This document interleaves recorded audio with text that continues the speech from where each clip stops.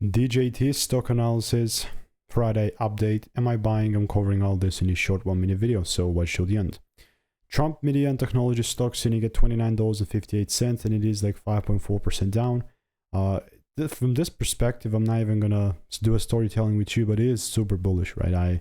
I just adore how it's been going up, and my previous prediction was exactly that. So I wanted it to pull back into my demand area and start to pick up, and that was exactly what's going on. But this day we went 5% down, which is not the end of the world. So the way that I'm looking at DJT is so open to still taking it up, but the only way that I'll do so is it again pulls down and gives me a double break once again. But guess what I'm going to do here in the meantime? Just keep waiting, because I genuinely want to see it clear out the highs.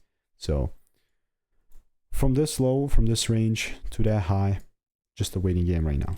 So other than that, I'll definitely keep you updated. Obviously elections coming, so that's going to be an interesting one. If you want to learn the strategy, you want to make more money by taking less trades, click the first link in the description, and I'll see you in the next one.